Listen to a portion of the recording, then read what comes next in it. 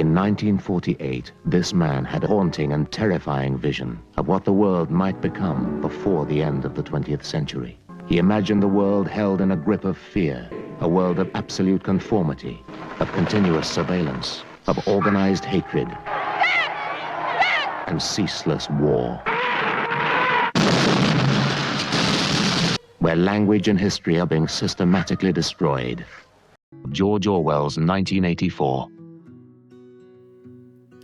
Welcome to Into the Desert, exploring the wilderness of ideas.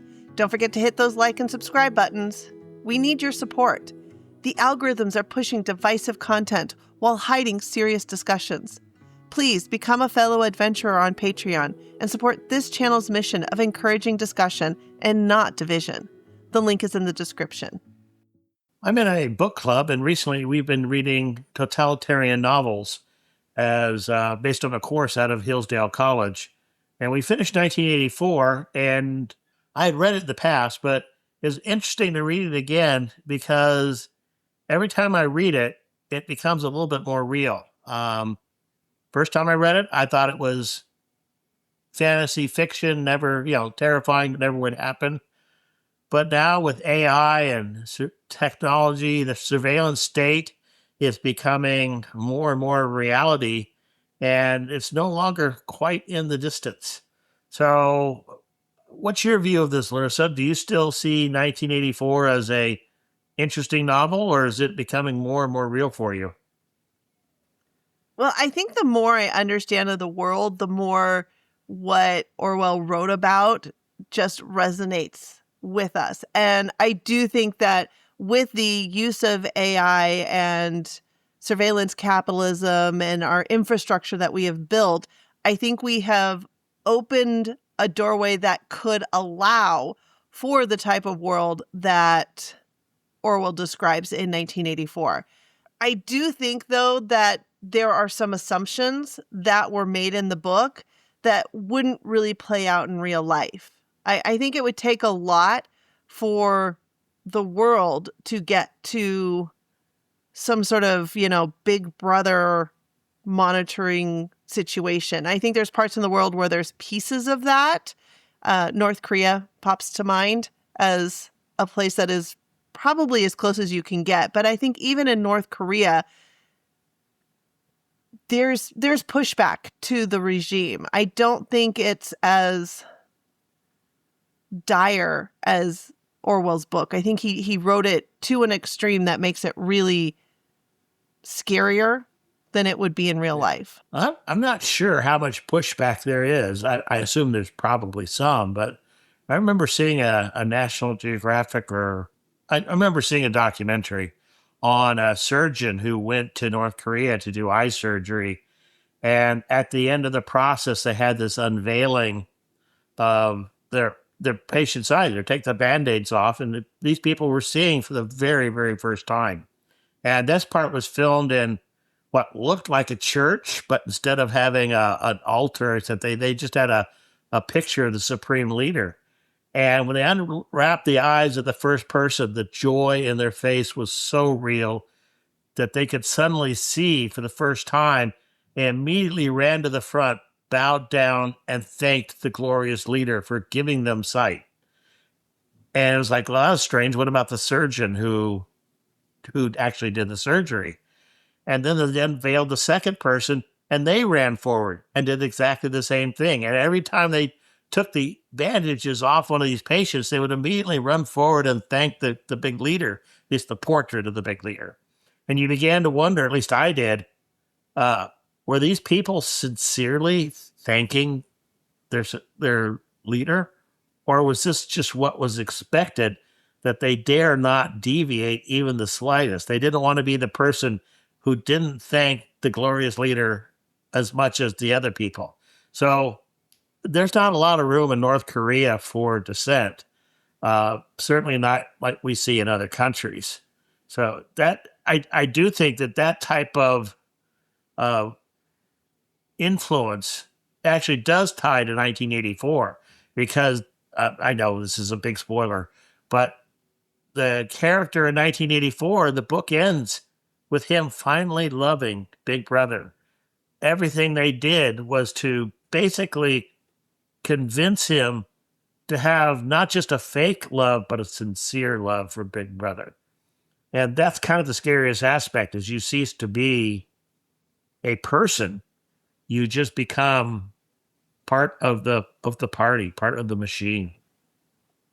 Yeah, but in 1984, at least from our perspective, we're told that it's the whole world that is in a state like this. There are 3 global superpowers, but they're all the same ideology, right? Yeah. And they all have their own version of Big Brother. So there's 3 basic Big Brothers, and everybody's doing the same thing. And I don't know if that could ever happen. I think there are too many people that would fight against it. There's also the idea of religion, which is not even brought up. Yeah. That's the aspect of the total control and the surveillance. You do have the beginnings of that in China at the moment, with the surveillance state and the social credit score, where they use surveillance and AI and the internet, and they track everything you do. And then they basically give you a score for every activity you did during the day. Obviously, it's not someone doing that, but it's their automation, the same that Google tracks us. They track their citizens and assign all their actions either a plus or minus as to whether they're supporting the state or not. And then that is taken into account as to everything that happens in your life. What jobs you get. Are you allowed to take a vacation? What type of home do you get to live in? And if your social credit score is high, then that's good. You get nicer things. If your social credit score is lower, then you may not get that promotion or get to take that vacation you wanted, because you're just not going to be allowed to do that. And that's the sort of encompassing control that we see. You see that even in, like, for example, in Europe, where they're tracking what people post online. And if you cross the rules of what they think is appropriate speech, I heard a report recently that they had 12,000 visits by the police in Great Britain last year, checking on people because they had made inappropriate posts online. Yeah. Well, and I think, truthfully, government is obviously something we should worry about, but I'm actually more concerned by the corporations. And if you look at Google and you look at Meta and you look at these other big conglomerations that kind of make no secret about the fact that they're taking your data and they're keeping your data and they're doing things with your data. And we're starting to see some of the effects of that in the fact that there's a lawsuit in California, and I don't know all of the details. And so if I say something wrong, I apologize. But, there are cases of children who, they're 13, 14, 15. They're going through their bodies changing, and they're seeing all of these pictures online, and, they get eating disorders. And so then they start looking online about eating disorders, or they have suicidal thoughts. And so they're looking online, and the searches are just providing them more information that feeds the disorder that they're having. And you're getting kids that will commit suicide or are going on Ozempic because they think they're fat when they're not. And they're doing permanent damage to their bodies because the algorithms, these corporations are taking that data and feeding into it and just reinforcing everything that they believe about themselves. I think this about myself, and now I'm getting a whole bunch of information reinforcing that that is true. But when you actually look at reality, it's not true. There's no basis in reality to that. And I think that is the bigger fear. Well, you see it, comparisons in other ways. One of the things that happens when his co-workers, Winston, the primary character, well, he was working on a revised dictionary. And you think, okay, the dictionaries are good. But what they were doing is they were trying to reduce the amount of words. He was very proud, this other coworker, Winston, that they had removed so many words from the language. And the idea is that you keep reducing the number of words, you're enabled or unable to express things. And the big goal was to reduce the language down to the point that the only thing you could do with the language is say nice things and think nice things about Big Brother. Is think about it, for example, when you think, do you think with words? Do you think, I like that person or I don't like that person? Our thoughts are constrained by our language. They're shaped by our language. And yeah, but language came after the fact. We had thoughts long before we had language. And so I don't think you can have a dictionary that has 10 words in it. And guess what? We're going to come up with ways of communicating. All you have to do is look at a little child and the words that they make up to be able to try to communicate the ideas in their head. Thinking is not constrained with words, but it is shaped by words. We think in ways that, how do you think in your head without having words in your head? If you think through something, like for people doing math, when they do math in their native language because they can't deal with abstract mathematics. Nobody does. So if they need to add two numbers, they'll revert back to their original language so that they can do the math. So yes, our thoughts are not completely constrained by our language, but our thoughts are shaped and controlled by our language because that's the mechanism in which we think. And so if you don't have the words for something, it's hard to think about it, or at least hard to think in a precise way about it.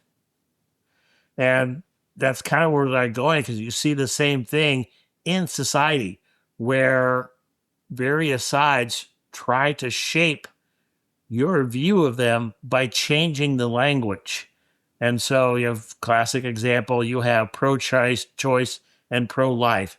Notice that they both begin with pro. And they try to shape a positive view of themselves by using the language. And of course, each side has negative terms for the other side. Again, they're trying to shape the language. So rather than have a discussion about abortion, right, that we have this discussion over labels. You see the same thing with, for example, the whole immigration issue, where we're told we're not supposed to use the term illegal alien because we only use the term migrant. Well, if you think only in migrants, then how do you start expressing the concept of an illegal alien if you're only allowed to use the term migrant? This is, again, a way of shaping the language to constrain our thoughts. If those that disagree are allowed to or disappear or don't speak up, you're right. Those that control the language will eventually win out. But you see that even now. I mean, there are plenty of people out there that are calling a spade a spade. They're not going through, well, it's this term or it's that term, the whole political correctness that came out in, late 80s, early 90s. People are starting to push back on that. They're starting to say you can't just keep redefining terms or relabeling things because it's changing the world. And they're saying, no, you can't do that. A spade is a spade. You can't call it anything else. A rose by any of their names still smells so sweet. Exactly. But it's still a rose. You can call it a skunkweed or, it's still a rose.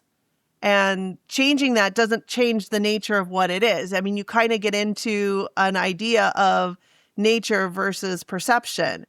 And you really can't change nature. You might want to change your perception of nature because you don't like it, but that doesn't change what it really is. I might not like if it's really hot and I get a sunburn. I might not like it if it's rainy. But calling a rainy day sunny or a sunny day cloudy doesn't change the fact that it's sunny or cloudy. And there are people that won't stand for that. There are people that they get to a certain point and they say, no, enough is enough. And you see that throughout history. Anybody who's tried to go through that level of control, it's temporary. It might be a generation or two, but I don't see how it can last much longer than that. Human nature doesn't allow for that. Maybe, maybe not. This is the whole point of 1984, which is Winston rebels against that. At one point in the book, he hates Big Brother, and he sees freedom in the fact that he can actually even write that on a piece of paper. Except by the end of the book, he loves Big Brother, and he sincerely loves Big Brother. Now, you can say, well, people will rebel, but in England, you've got 12,000 encounters with the police because people posted things that were inappropriate. Who decides what's inappropriate? Who decides to, quote, the age of surveillance capitalism, right? And if the powers that be start saying you're not allowed to use certain words, you're not allowed to use certain phrases. We had a shooting of a college student in La Jolla by an illegal alien, and the school newspaper reported from the police report that the alleged murderer was an illegal alien. A week later, the paper published an apology because they were not supposed to use the term illegal alien. But if you use the term migrant, then that changes the truth as to what actually happened, because lots of migrants are not here illegally. So this is the growing trend. Yes, it kind of goes away, but is it going away because the powers that be currently don't support it? But if they get back in power, they'll start pushing it again, and we'll have cancel culture again, and we'll have people being suppressed again.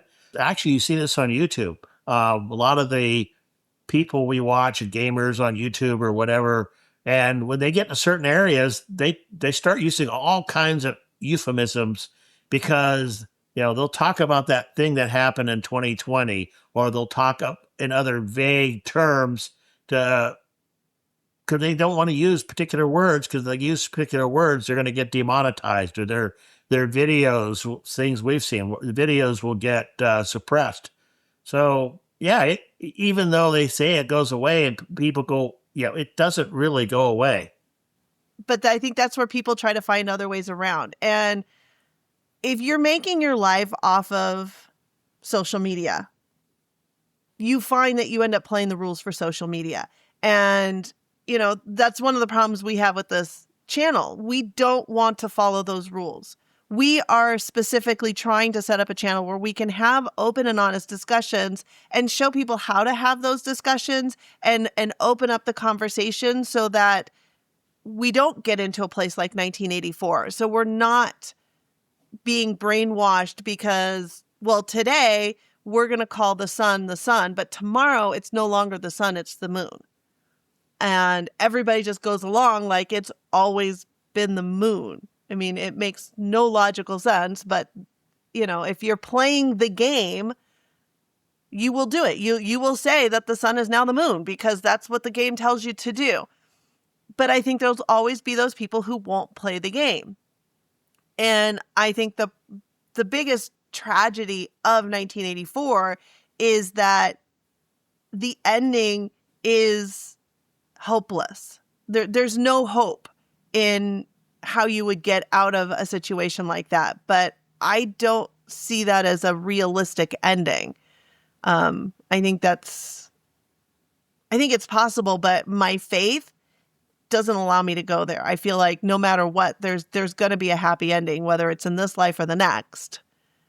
But what you'll see and what we are seeing is, okay, universities are breeding grounds for these thoughts, these new way of classifying words. And again, with the La Jolla tragedy, not being able to say illegal immigrant, you come back to, there's a large number of people that aren't sending their kids to universities.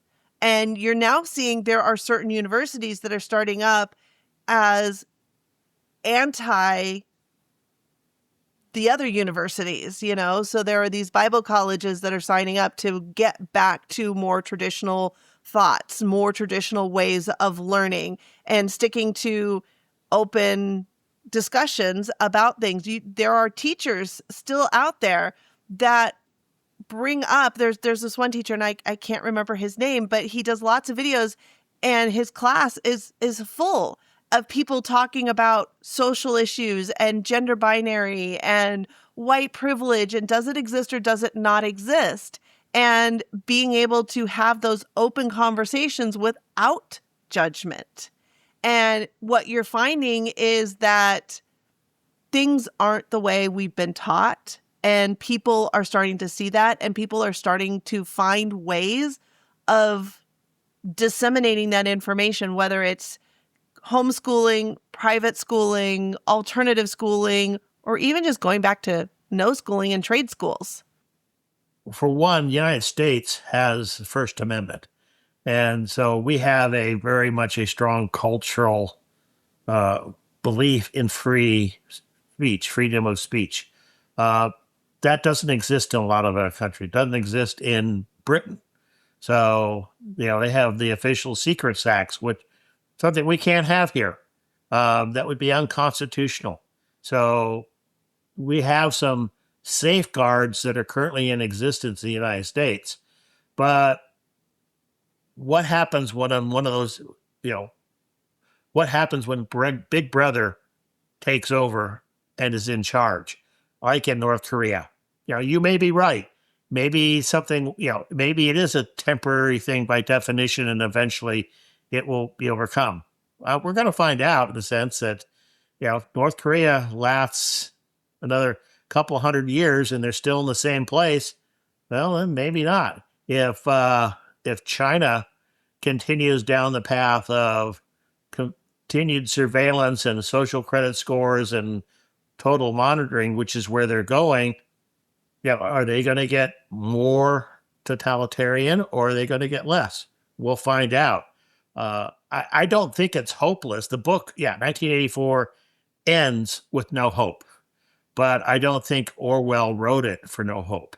Orwell wrote it basically as a safeguard this is a danger to watch out for. Because if you don't Agreed. stand against it, then once it gets in place, it's easier to prevent than it is to get rid of. So as long as you have free speech, it's antithetical to totalitarianism. You can't have totalitarianism and free speech. They don't go together. However, once you lose free speech, very difficult to get it back.